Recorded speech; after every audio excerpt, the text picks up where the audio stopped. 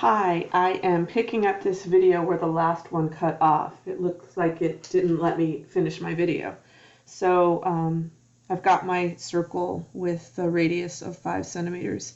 And then what I did was I measured off tick marks so that I can make these squares, and each square is going to be 1 square centimeter.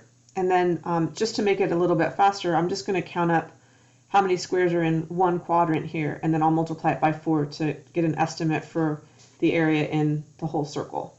So I've got 1, 2, 3, 4, 5, 6, 7, 8, 9, 10, 11, 12, 13, 14, 15, 16, 17, 18. These are going to be 19. I've got about 20 square centimeters.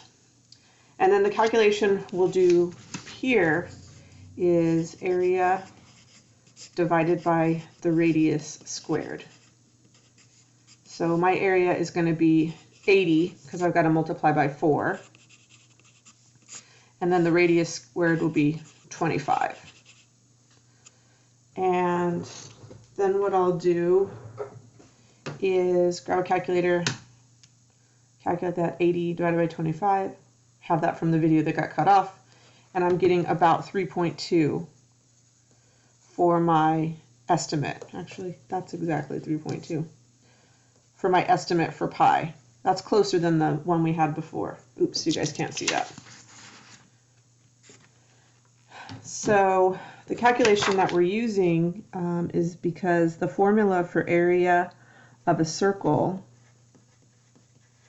is pi times the radius squared, or A equals pi r squared.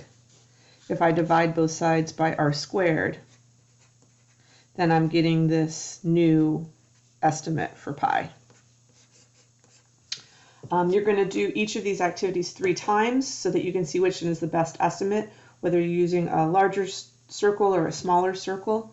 For those of you that don't have a ruler at home that measures in centimeters, you can type in online ruler into Google and it'll bring up a sample ruler that you can get the exact measurements of a centimeter. You could just hold your paper up to the monitor and just make tick marks, and you can use that as a ruler. All right, you guys, if you have questions, send me an email. Have a good day.